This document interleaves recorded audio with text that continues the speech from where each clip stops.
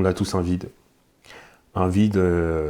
qui ne sera comblé ni par l'argent, ni par ta relation de couple, ni par tes amis, ni par tes parents, mais qui peut être comblé par quelque chose, et cette chose-là, il faut quand même la chercher pour la trouver. Alors pour vous parler de mon histoire, moi je suis créateur de contenu, je m'appelle Jonathan, donc créateur de contenu à plus d'1 million d'abonnés sur TikTok, Instagram, Facebook, YouTube réunis. Aujourd'hui j'ai décidé de vous parler de mon parcours, qui était un parcours qui n'était pas simple, mais avec lequel j'ai pu évoluer, et je pense qu'aussi vous pouvez vous retrouver aussi dans ma situation. C'est-à-dire qu'on est dans une génération aujourd'hui où on ne cesse de se comparer avec Instagram. On trouve des défauts en nous, dans notre personne, dans notre physique, dans notre manière de faire.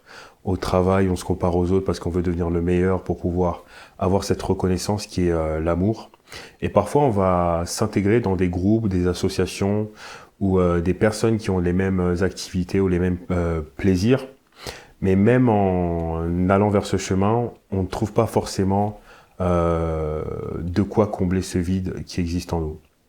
Et ce vide qui existe en soi, parfois c'est parce que tu te sens pas bien dans ta famille, parfois c'est parce que tu as pas assez d'argent et que tu es toujours en quête de trouver en fait ce qui te manque. Mais même quand tu as ces choses et que tu les obtiens, par exemple si tu as une relation parfaite avec une femme ou un homme, si par exemple tu as le travail parfait, si par exemple tu as tout l'argent du monde, donc des milliardaires ou des personnes qui gagnent au loto par exemple, bah, ce vide reste présent. Et c'est fou parce que c'est un vide qui existe majoritairement chez l'être humain.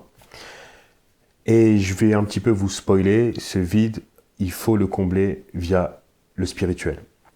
Je vais aller plus profondément dans le spirituel parce qu'aujourd'hui c'est vrai qu'il y a une spiritualité un petit peu New Age qui pousse les gens vers la spiritualité, on va dire la manifestation, on va dire la visualisation, on va dire le journaling. Mais pour ma part, et je vais vous parler de ce qui a marché pour moi, qui vient d'en bas, d'un milieu modeste. Je suis né en 1996, le 4 janvier. Mes parents sont immigrés français et se sont rencontrés ici en France, à Paris, bizarrement à l'église. Donc moi, je suis né dans une église chrétienne et je crois en Jésus. Mais c'est pas parce que je suis né dans cette église que j'ai tout de suite compris ce que c'était que Jésus et cru en son message. Ce que j'essaie de vous dire par là, c'est que il y a certaines choses qui se règlent par des choses simples qui ont toujours existé depuis la création du monde. Depuis la création des premiers êtres, depuis la création de la nature, on a un certain cycle naturel qui existe. Bon, c'est vrai que je fais quand même quelques digressions, mais suivez-moi bien. Je vous assure que ce que je vous dis est quand même important. En tout cas, ça l'a été pour moi et surtout pour l'évolution de mon parcours. Et cette personne dont je vous parle, qui est aussi cette personne qui est maître de notre calendrier grégorien. Donc notre calendrier commence à l'an 0. Aujourd'hui on est en 2025. C'est parce que à cette année 0 là, il y a eu la naissance d'un être qu'on appelle Jésus. C'est vrai qu'avec l'évolution des sociétés, on l'a un petit peu oublié. Mais qui est Jésus et quel est le message qu'il prône? Jésus, c'est le créateur du ciel, de la terre et de tout ce qu'elle renferme, de notre monde. Sauf que il était sous forme de Dieu. Et il a décidé de venir sous forme humaine pour pouvoir nous parler et nous enseigner sa science. Et sa science, elle se résume en un mot, c'est l'amour. L'amour de Dieu, plus que tout, et l'amour de son prochain, comme si on s'aimait soi-même. Et en pratiquant cet amour, la paix suit forcément. En fait, c'est comme l'ombre suit la lumière. Donc, il ne peut pas avoir de la lumière sans avoir de l'ombre derrière. Donc il ne peut pas avoir de l'amour sans qu'il y ait de la paix derrière. Et cette paix, c'est une paix intérieure qui va venir, entre guillemets, apaiser tous tes maux psychologiques que tu pourras avoir à l'intérieur de toi. C'est vrai que disant comme ça paraît un petit peu comme un conte de fées ou comme un livre enfantin, mais ce sont des choses qui vont se régler petit à petit. Alors vous allez me poser la question, comment aimer Dieu? Alors comment aimer Dieu? Ça va commencer tout simplement en laissant place au silence pour pouvoir écouter ce qu'il nous dit. Et tu vas me dire, mais comment Dieu me parle? Il me parle dans ma tête? Il me parle dans mes oreilles? Je te réponds, non, il te parle dans ton cœur. Donc l'idée, c'est de pouvoir faire 10 minutes au début de ta journée où tu restes dans le silence.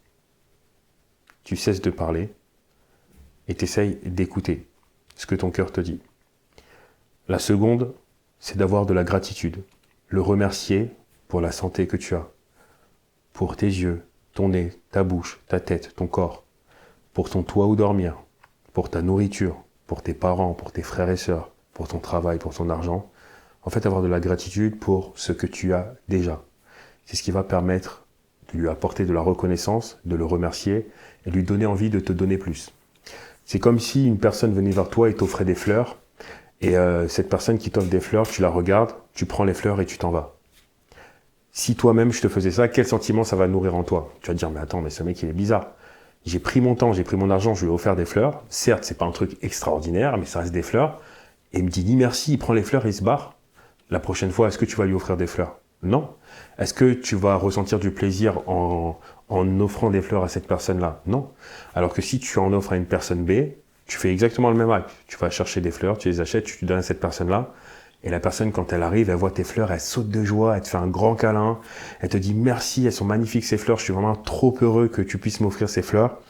C'est vrai que c'est pas grand-chose, mais ça égaye ma journée parce qu'aujourd'hui, c'est passé des trucs pas forcément cool. Et juste d'avoir ces fleurs et cette petite intention et cette reconnaissance et cet amour que tu portes envers moi, mais ça me fait vraiment plaisir. Tu auras envie d'offrir des fleurs et de donner plus à la personne A ou à la personne B? À la personne B. Ah bah Dieu, c'est pareil. La seconde chose, c'est ce que nous enseigne le Fils, donc le Dieu qui s'est fait chair, donc Jésus-Christ. Vous savez, la personne dont je parlais tout à l'heure, qui est l'an 0 dans notre calendrier grégorien. Lui, ce qu'il nous enseigne, c'est qu'on doit aimer son prochain comme soi-même. Ça veut dire qu'en faisant du bien aux autres, en aidant les autres, en étant solaire, en étant souriant, c'est comme si ça faisait un effet miroir et que ces choses, tu les faisais à toi-même. Et en faisant ça pour les autres, ça leur fait du bien à eux, mais quelque part, ça te fait du bien à toi et ça comble ce vide qui se crée. Ou quand tu te poses la question, qu'est-ce qu'on est venu faire sur cette terre? Moi, je me suis beaucoup posé cette question étant jeune. C'est vrai que j'ai pas énormément parlé de moi dans mon discours parce que j'ai pas envie de mettre l'accent sur moi et sur ma personne. Mais je pense qu'on s'est tous posé cette question. Pourquoi la vie? Pour mettre au boulot dodo? Ça n'a aucun sens. Je pense pas qu'en tant qu'être humain, on ait été créé pour se lever un matin, prendre notre petit déjeuner, travailler dans une boîte pour quelqu'un et rentrer chez soi. Le but de cette vie, c'est d'être heureux, c'est d'être en paix et c'est de propager l'amour. Vivre des expériences avec les autres. Et vivre ces expériences-là, ça se passe par connecter avec les gens et pouvoir leur apporter quelque chose. Là, par exemple, je suis derrière une caméra, mais je suis pas tout seul. Il y a une personne qui m'a aidé à installer les caméras, à installer les lumières, à m'habiller, à travailler mon discours. Et donc, toute cette forme de travail, c'est une forme de temps, c'est une forme d'énergie, une forme d'amour que tu partages. Mais il y a l'amour que tu partages involontairement et l'amour que tu partages volontairement. Et là, l'idée, c'est de pouvoir partager cet amour volontairement. Et moi, c'est ce qui m'a fait commencer les réseaux sociaux. C'est que je voulais partager ma connaissance en élégance, en parfum. Et je prenais énormément de plaisir à faire ça parce que j'avais des retours en commentaire, etc., etc. Et aujourd'hui, ça m'a mené où je suis. Et c'est ce qui m'a permis de me retrouver en face de vous pour vous parler de la vraie essence qui m'a permis de monter et d'atteindre cet objectif aujourd'hui. Et cette essence-là, c'est Jésus.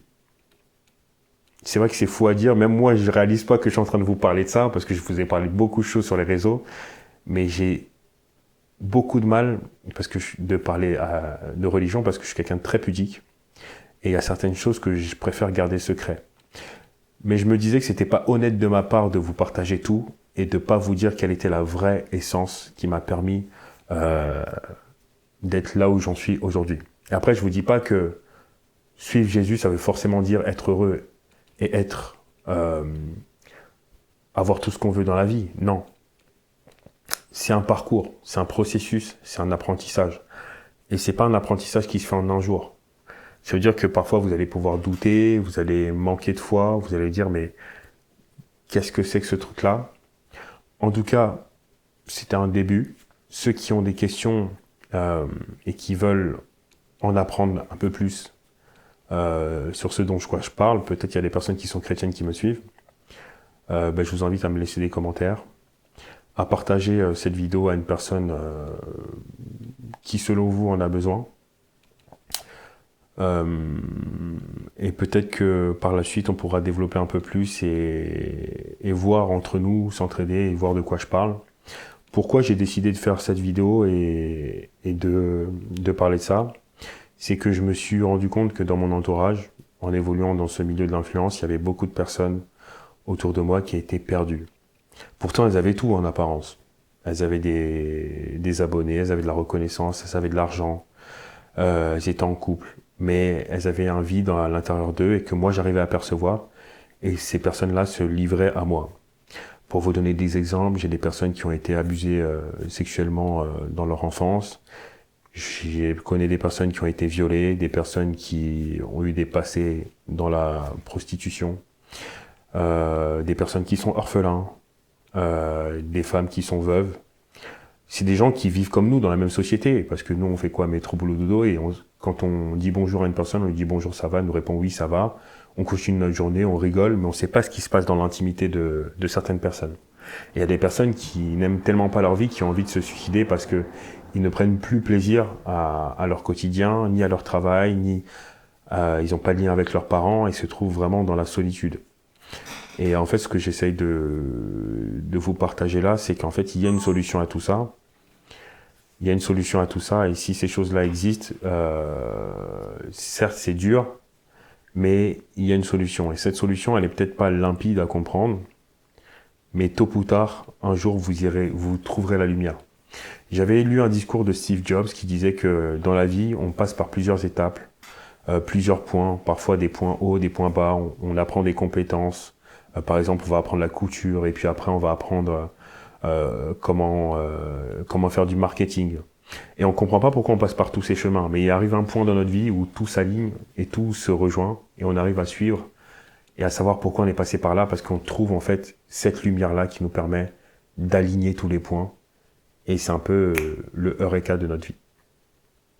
Voilà. Salut, je m'appelle Jérémy, je te suis depuis 2020. Et c'est vrai qu'on sent que tu accordes beaucoup d'importance au travail.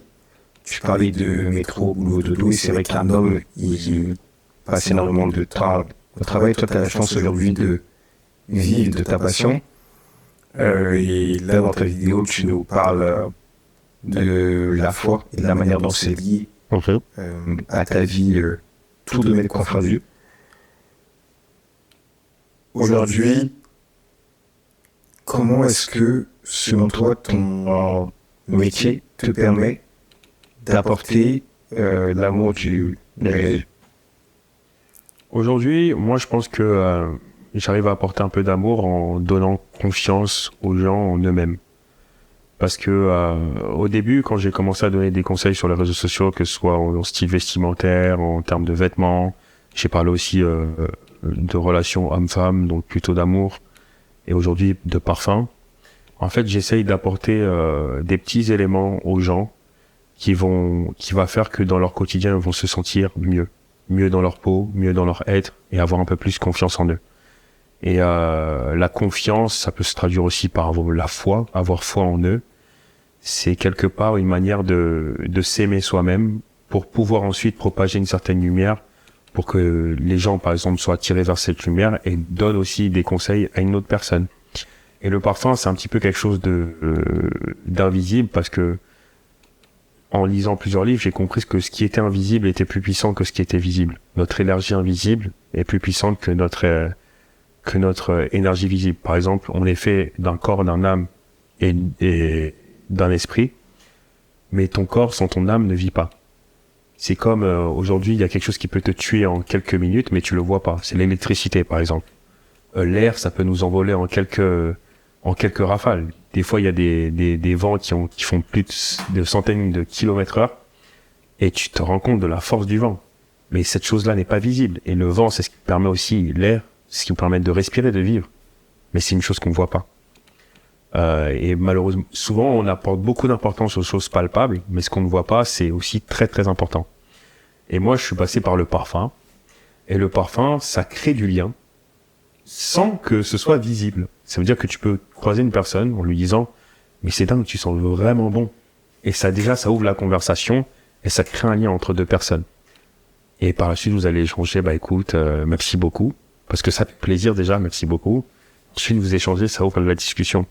Et je pense que c'est aussi une aide à mettre de la connexion entre les gens, et c'est une aide à permettre à certaines personnes de prendre un peu plus confiance en eux. Après, j'aime les belles choses, j'aime le luxe, c'est une évidence. Mais je me suis rendu compte que même tout ça, sans pouvoir partager ce bonheur avec des gens, sans pouvoir avoir de l'amour, c'était pas forcément utile. Donc c'est pour moi, c'est à travers ce biais-là que je partage. Et aujourd'hui, avec cette vidéo-là, où je partage un peu plus de mes croyances. Comment tu définis la réussite? Pour moi, la réussite, c'est un vaste sujet parce qu'elle est personnelle. C'est comme si tu disais à une personne, pour toi, quelle est la femme idéale? La personne A et la personne B et la personne C vont pas répondre les mêmes critères et les mêmes choses. Je ne pense pas, en tout cas. Parce qu'on est tous différents. Pour moi, la réussite, c'est pareil. Selon moi, selon ma définition de la réussite, pour moi, la réussite, c'est ne plus penser à l'argent quand on a besoin de dépenser. C'est avoir un foyer stable et une personne qui nous aime.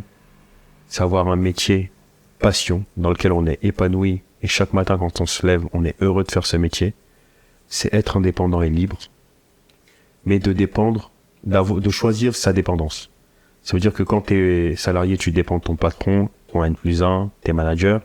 Quand t'es businessman, tu dépends de tes clients. Mais la personne dont tu dépends, t'es heureux de dépendre d'eux parce que ça te fait plaisir de travailler pour eux.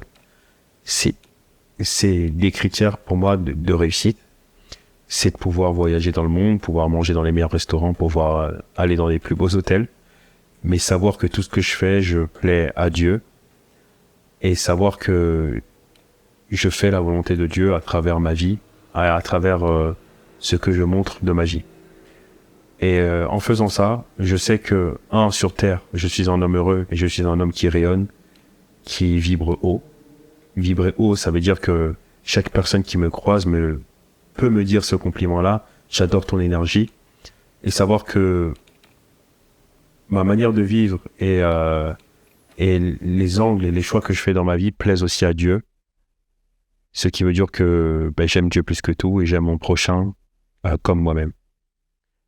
Et pour moi, ça c'est une belle définition de la réussite, sachant que avec l'argent que j'ai, je n'ai pas besoin de compter pour dépenser et que je peux aider les autres, la veuve, l'orphelin, m'aider moi-même, aider ma famille, mes parents.